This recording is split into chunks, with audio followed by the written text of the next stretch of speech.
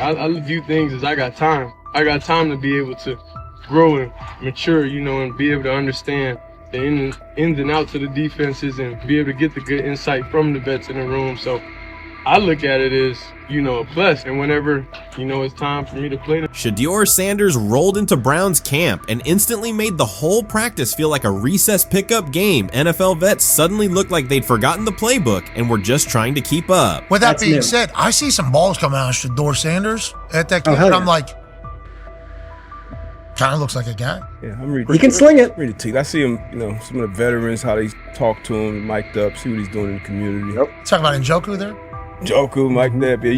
Yeah, once you see, different little interactions and things like that, I know he has the talent. We'll see. It'll be a competition that usually brings the best out of guys, especially young guys. So I'm interested to see how that quarterback situation. Right after Shedeur Sanders tightened his cleats and the Browns settled in for what they figured was a routine camp day, the whole vibe tilted sideways. No blazing comet, no UFO touching down at midfield, just a swagger-charged quarterback striding in like he'd crashed the wrong league and thought, yeah, I'll stick around and run this show. The Browns had no clue what storm was rolling in. You'd expect an NFL team to do a quick scout, maybe pull up a highlight reel or two, but nope. They greeted Shedeur with a shrug, only to watch him seize the field on snap one and run the whole operation like a seasoned pro. First and foremost, he's been the best quarterback in camp. Now look, Joe Flacco ain't had many opportunities. There was a whole day I saw he didn't throw the ball at all. Here's my theory on the situation. They already know who's starting in the number 2 is. They already know. Joe Flacco and Shedeur Sanders is already locked up. You're missing the boat, people. You're missing the boat. Your boy, Kenny Pickett and Dylan Gabriel, they're fighting. Shedeur didn't merely clock in, he hijacked the session. One moment he's loosening his arm, the next he's roasting veteran QBs like faded names on busted draft boards. Defensive coordinators everywhere had the same gut punch reaction.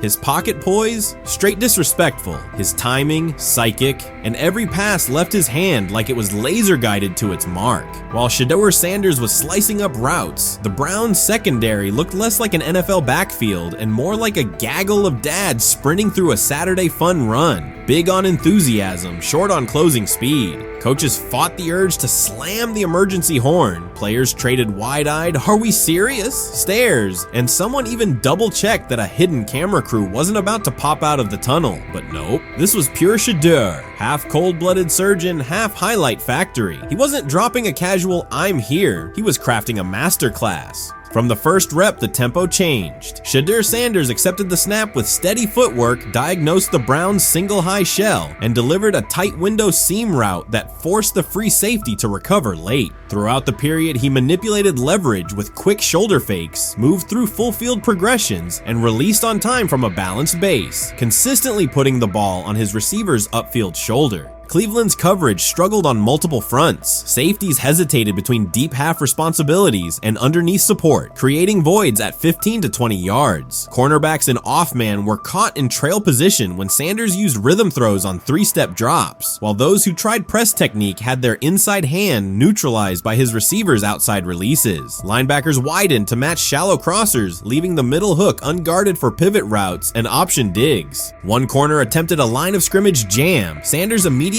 adjusted the route to a back shoulder fade, releasing the ball before the break and rendering the press ineffective. Over the session, he showcased pocket discipline, reclimbing to maintain throwing lanes rather than drifting, and finished with a series of anticipatory throws against cover 2 cloud, fitting vertical outs between the flat and deep half defenders. Sanders' combination of rapid post-snap processing, precise ball placement, and pocket efficiency exposed coverage mismatches at every level and highlighted communication gaps in the Browns secondary. By mid-session, the Browns defensive staff clearly recognized their calls were outmatched. Every adjustment, a roll to cover 6, a simulated pressure, a late rotate to 2 high, was neutralized once Shedeur Sanders confirmed the post-snap picture. Routes that had taken weeks to script were beaten by timing and location. Comeback set at 12 yards broke open before the corner's transition. Slot seam-outs dotted the void between the flat and deep half defender, and boundary receivers beat press with quick hand techniques, receiving distributing the ball before the trail man could recover. Sanders' command was methodical. He used cadence to freeze plug blitzes, re-ID'd the mic when linebackers sugared the A-gaps, and maintained a firm base so he could reset and fire without resetting his feet. His receivers benefited from that rhythm. Top of the stem, eyes back. Ball delivered on their upfield shoulder, allowing immediate transition to YAC. The Browns front tried a late stunt to compress the pocket. Sanders climbed 2 steps, re-spotted the shallow crosser, and delivered in stride, turning a potential sack into a 20-yard gain. What stood out most was how little ramp-up Sanders needed. From his first series, he processed full field concepts at tempo, cycling through progression reads without hitching. The poise under interior pressure, consistency in ball placement, and ability to manipulate zone defenders left the Browns' coordinated disguise packages ineffective and forced them into static coverage by the end of the period. In short, Sanders' efficient mechanics, rapid processing, and anticipatory accuracy rendered Cleveland's defensive game plan ineffective at every level, from pre-snap disguise to post-snap spacing. Imagine there's many people that think Dylan Gabriel's a better quarterback than Shedeur Sanders. I don't care where they were drafted. If the Browns are the one team that thinks that, then I'm going to suspect it's not true. They don't know what listen, they're they've been on every quarterback evaluation for 30 years. Right. I never root against anybody. Yeah. But I'd be surprised if Dylan Gabriel's ever a legitimate starting quarterback for the Cleveland Browns. I'd be surprised. I just don't think. Well, then it is a wasted pick because you took him in the top 100. Yeah, but potentially. Yeah. May get away with it because of Shedeur. An edge rusher chirped at Shedeur Sanders between snaps, hoping to shake his rhythm. On the very next play, Sanders answered with a 30-yard laser, a deep dig from the boundary side that split the single high safety and the trailing corner. He hit the top of a 5-step drop, kept a firm base, and delivered on time to the receiver's outside shoulder, turning what should have been a routine rep into a sudden change explosive. From that moment on, every coverage wrinkle the Browns tried, rotating from cover 3 to quarter half, flashing a Tampa 2 shell, mugging both A-gaps, was met with a precise counter. When corners pressed, Sanders adjusted the route to a back shoulder fade. When safeties widened, he checked to a glance post. When linebackers bailed, he found the running back on a delayed option out of the backfield. Even late simulated pressures couldn't move him off his spot. He simply climbed, reset his feet, and fired. As Cleveland's defenders rotated through checks, Sanders manipulated them with cadence and eye discipline. He froze weak side safeties long enough to create intermediate windows, then feathered the ball into those lanes before help could arrive. When the Browns finally dropped 7 and matched every route, Sanders tucked the ball and converted 2 separate 3rd and 6 situations on the ground, reminding everyone that his mobility is as calculated as his arm. By the end of the session, the defensive coordinator's call sheet looked obsolete. Sanders had neutralized blitz looks, exposed spacing issues in zone, and forced the unit into static base coverage just to survive the period. It wasn't a camp drill anymore. It was a clinic on timing, processing speed, and controlled aggression, delivered snap after snap by a quarterback who never needed a warm-up lap to own the field. They never planned on taking him. The problem is, like Ocho Cinco said, you got somebody that has endeared himself to the locker room.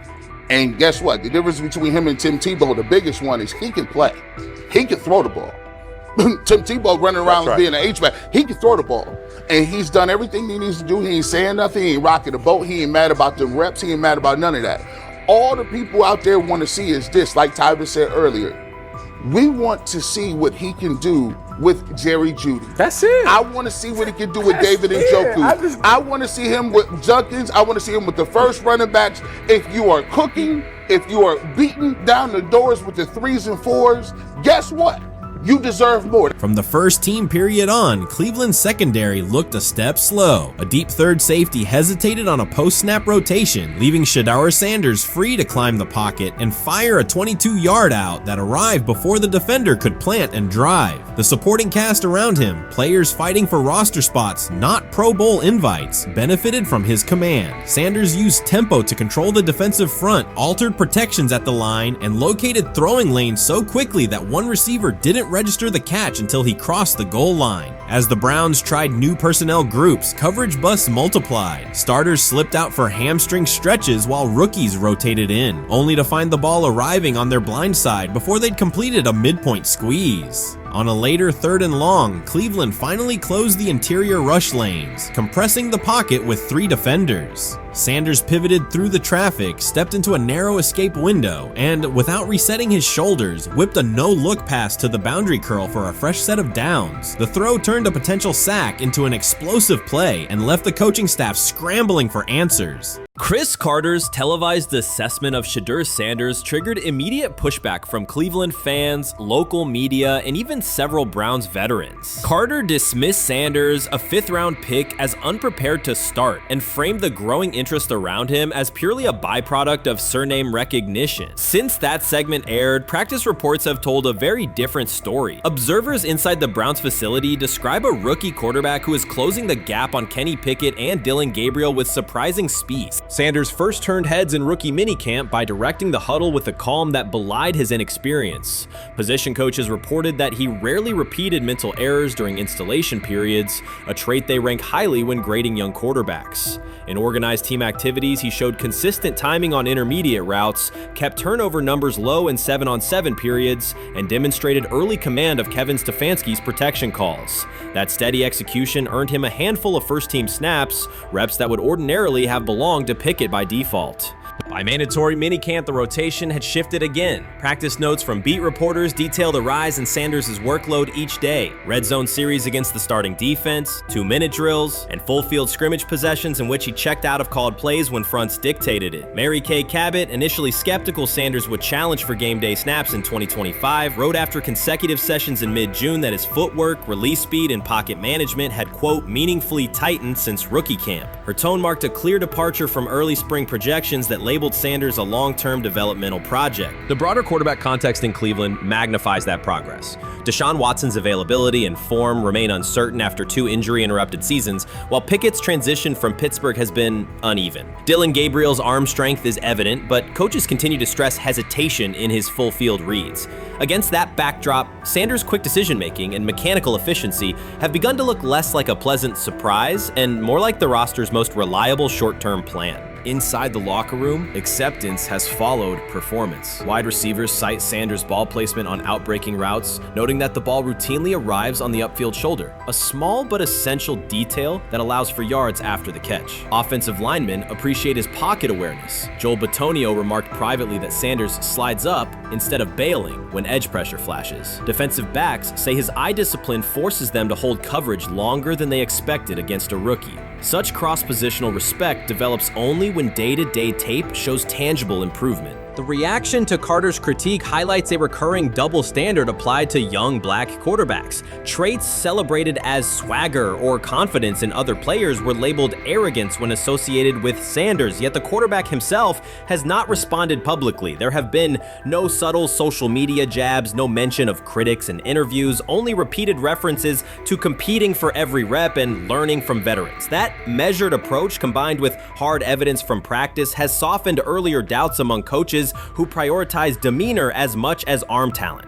Within the coaching staff, the discussion now centers on readiness thresholds. Stefanski's scheme relies heavily on quick rhythm throws, defined reads, and disciplined pocket movement. Those requirements align with Sanders' strengths: a compact release, willingness to target the middle of the field, and instinctive timing on RPO concepts carried over from his college tape. Staffers reviewing cut-ups from joint practices note that his internal clock already approximates NFL speed, a metric they did not expect to see until mid-season at best. If that trajectory continues through preseason games, the Browns face a consequential decision. Starting a 5th-round rookie 6 weeks after training camp opens would unsettle salary cap assumptions, depth chart politics, and external perceptions of organizational stability. Yet the internal mandate remains clear: the most prepared quarterback will play. That standard places Sanders in genuine contention because every practice metric used to grade readiness, turnover ratio, red zone efficiency, third down conversion rate has trended in his favor since early June. The organizational stakes are considerable. Cleveland has cycled through starting quarterbacks at a startling pace over the past decade, shifting from first-round investments like Baker Mayfield to high-cost gambles such as Watson,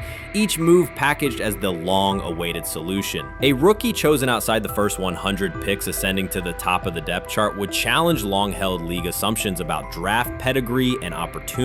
It would also validate the evaluation philosophy that prioritized Sanders' intangibles: process, processing speed, leadership presence, over conventional arm strength thresholds that pushed him down the draft board. Carter's televised remarks now sit awkwardly alongside daily updates from Berea. His critique relied on pre-draft labels and the presumption that a late-round passer with a famous father would need a redshirt year. Practice film contradicts that stance. Sanders checks protections at the line, manipulates safeties with shoulder fakes, and has reduced turnover-worthy throws in full-speed sessions to single digits. Statistics normally cited for veteran backups, not rookies. The longer that evidence accumulates, the more Carter's comments appear rooted in legacy bias rather than objective performance review. None of this guarantees Sanders will open the season under center. Preseason defenses test quarterbacks in ways practice cannot. Defensive coordinators will disguise pressure and boundary rotation to force late decisions. Sanders must show he can adjust protections and exploit mismatches without the benefit of a controlled environment. Yet within the Browns facility, the conversation has shifted from if he will be ready to when. Quiet confidence from Amari Cooper and other veterans suggests they believe Sanders can steady an offense searching for consistency more than highlight reel heroics. Sanders' rise also affects long-term roster calculus. If he earns the job and performs competently, Cleveland gains starter-level production on a cost-controlled rookie contract, freeing cap space allocated to other positions. That scenario could reshape roster-building strategy in a division featuring Joe Burrow and Lamar Jackson, quarterbacks whose contracts consume significant percentages of team payroll. A capable, low-cost starter would allow the Browns to reinforce their offensive line and secondary while retaining core veterans, a competitive advantage few teams enjoy.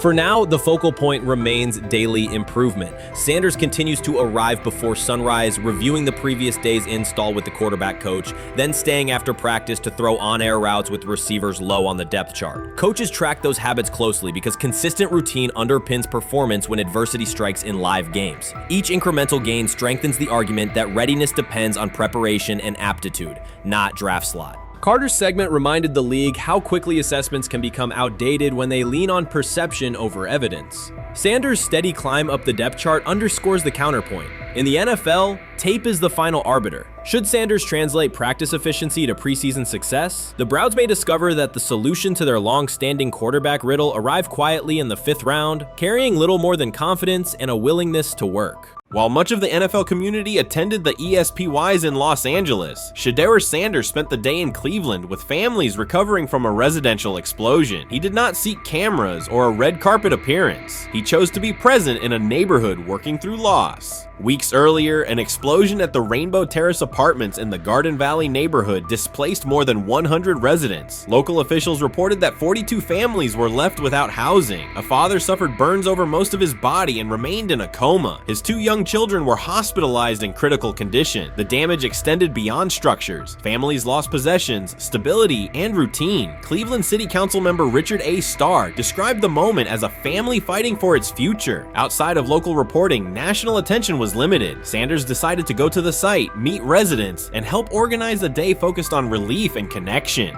The decision drew questions almost immediately. Some asked why he was not at the ESPYs, others questioned his motives. Sanders did not respond with counter-arguments. He explained simply that he felt an obligation to be present and that he would act on that conviction. This was not a team-scheduled appearance. He promoted the gathering himself, arrived without ceremony, and spent the day with residents. His approach emphasized listening, participation, and time. The event, which he called the Garden Valley Fun Fest, brought a large turnout over several hours. The purpose was straightforward: create space for families to reconnect and for children to play, even as recovery work continued. Sanders threw passes with kids on the blacktop, joined in games, and spoke with parents and grandparents about what they were facing next. He moved through the apartment complex and common areas with minimal staff support. Browns defensive lineman Michael Hall Jr. attended and interacted with residents as well. There were no speeches or staged moments. The focus remained on residents and their needs. Questions about visibility persisted as photos and short clips circulated online. Some criticism framed the visit as a substitute for a higher profile appearance in Los Angeles. Sanders kept to the same message. The priority was to support a neighborhood coping with displacement and uncertainty. He did not present the choice as a protest of any event. He presented it as the correct use of his day.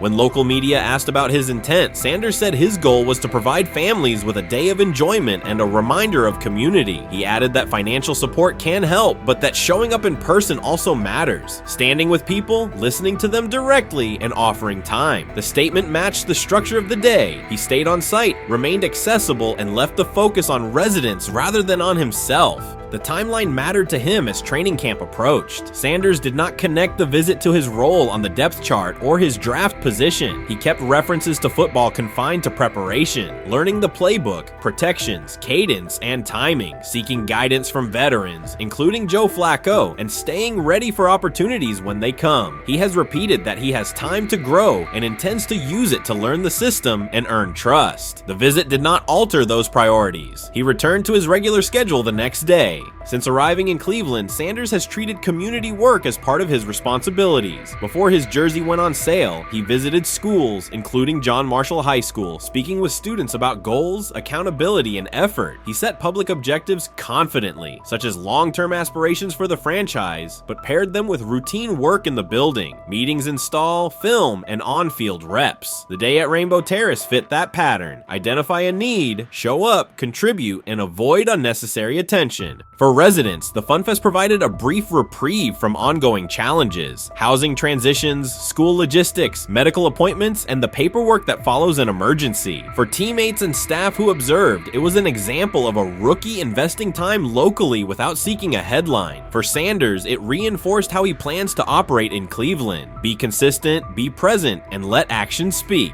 The setting at Rainbow Terrace underscored the scale of recovery ahead.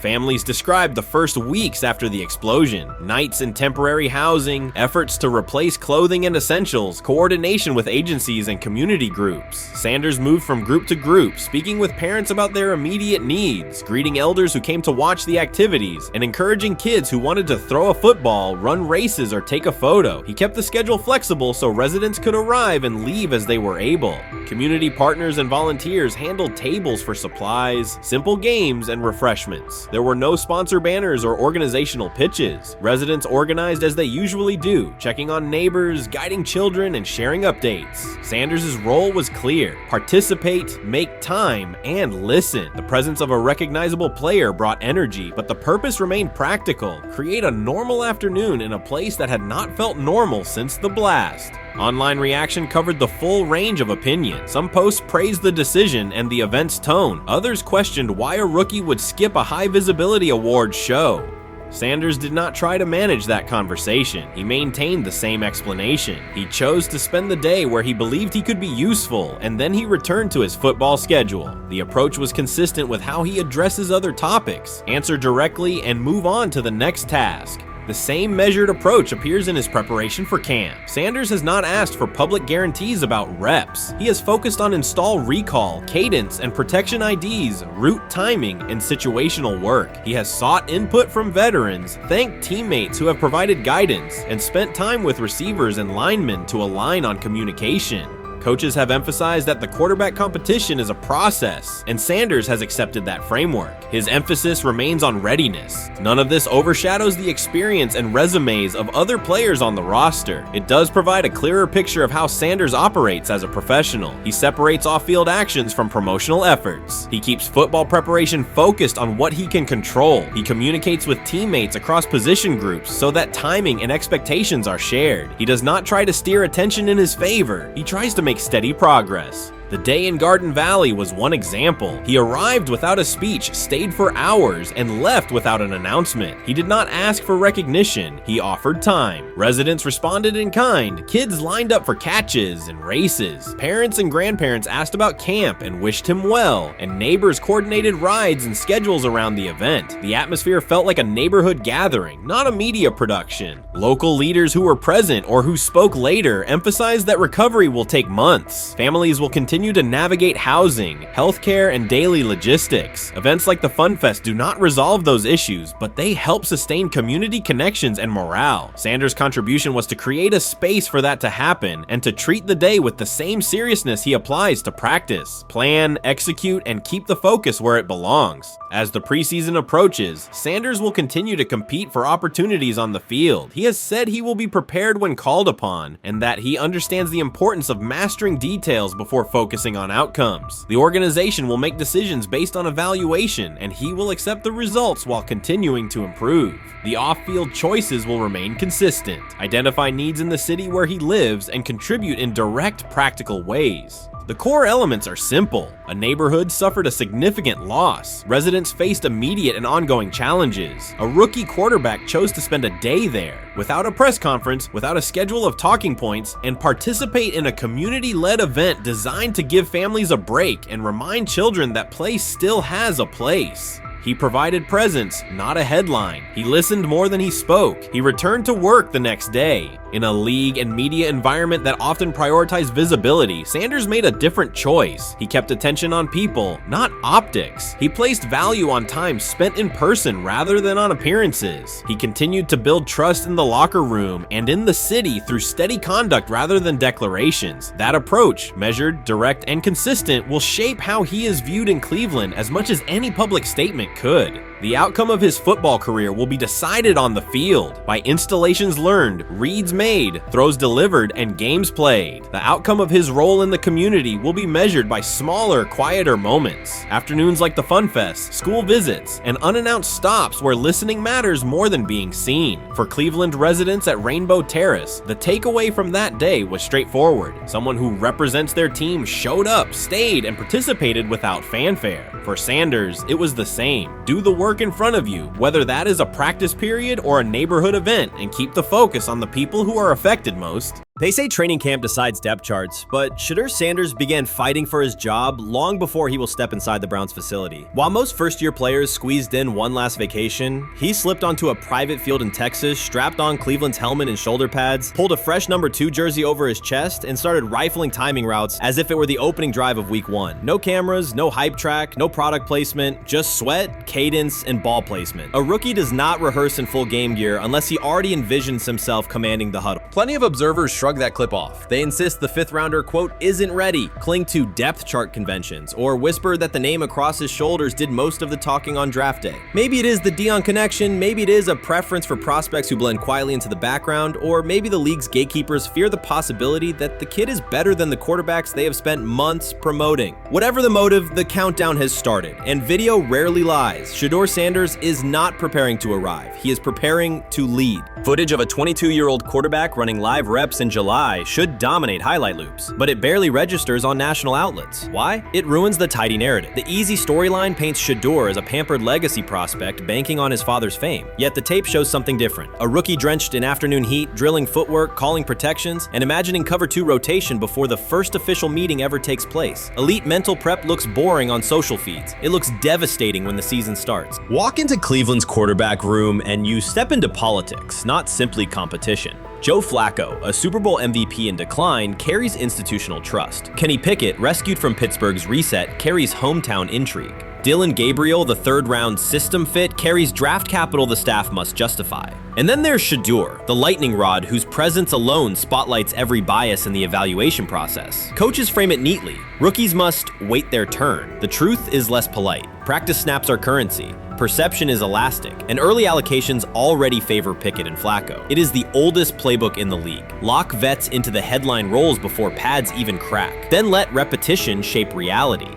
Sanders refuses to cooperate. He is not a 4th-string camp arm. He has engineered game-winning drives under national scrutiny, operated against live blitz looks most prospects never face, and more than any quarterback in the room, documented his own offseason obsession. No social media rollout, no brand consultant, just pads, cleats, and an unlit practice field. If his last name were Smith, pundits would label him the sleeper of camp. Instead, politics trails every throw. Training camp rotations expose organizational intent. Beat writer Fred Greetham already reports that Pickett and Flacco will open with first-team reps when veterans report July 23rd. Gabriel grabs the developmental snaps, leaving Sanders the leftovers. That isn't performance-based, it's narrative-safe. Gabriel doesn't threaten hierarchy, Sanders bends gravity. Watch the details. Does Shedeur steal 11-on-11 snaps with the 2s? Does he run red zone installs or 2-minute drills? If he does, coaches are admitting he is forcing his way in. If he doesn't, they are postponing the inevitable. Either way, the private field reps have sharpened his timing and condensed his release. He is not hoping for an opportunity, he is prepared to seize one the instant it appears. Cleveland's joint practices amplify that tension.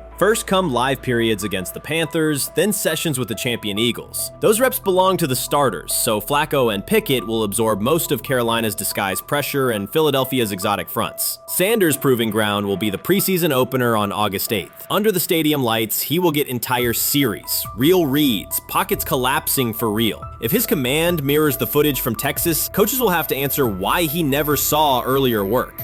Reps are scarce. 10 padded practices separate veteran arrival from game 1. Even an even split, something that never happens, would hardly suffice. Instead, the staff will funnel snaps toward the comfortable choices. That strategy can bury a rookie, but it can also spark an eruption when limited opportunities turn into highlight drives. One flawless touchdown march in the second half of a preseason game, and the dog pound will chant his name. Then the staff's narrative control evaporates. Criticism of Sanders has never matched the scrutiny applied to his peers. Analysts nitpick a ball pat, a foot angle, a pump fake, Pickett's inconsistency, Flacco's diminishing velocity, Gabriel's college system crutches. Discuss politely, if at all. With Shedeur, the critiques arrive as coded doubts. Does he rely on the family brand?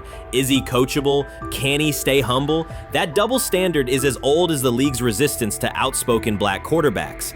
Add Deion's unapologetic persona, and each Sanders rep becomes a referendum on establishment comfort levels. Shedeur answers not with rebuttals, but with work. Work captured in silent footage more deafening than any debate show monologue. Quarterback drama masks broader roster cracks. The Browns receiver group is crowded yet unproven. The safety room failed to create turnovers a year ago. Interior defensive linemen are still rehabbing, and the offensive line must retool on the fly. Which quarterback can navigate that turbulence? Flacco's pocket mobility is limited. Pickett's confidence remains fragile. Gabriel is months away from processing NFL disguises. Sanders, forged by perpetual doubt, offers poise under chaos and meticulous preparation, a combination this franchise has lacked since, well, almost forever. Forget politics, depth chart etiquette, and recycled sound bites about developmental timelines. The only metric that counts now is who did the work. Sanders pounding through full gear scripts in late June is not vanity, it's vision. While the league sleeps, he refines his drop steps. While media speculate, he rehearses third down checks. He has already decided what he is. The organization must decide if it can recognize it in time. The preseason will provide the answer. Live bullets, real blitzes, stadium noise. When those throws leave his hand under pressure, no one will discuss ball pats or surnames. They will ask how a quarterback this prepared slipped to round 5. And if the performance matches the preparation, excuses about lack of reps will dissolve. It will be production against perception, and Shedeur Sanders has been producing where no one could see. Ready is the wrong word. He has been ready.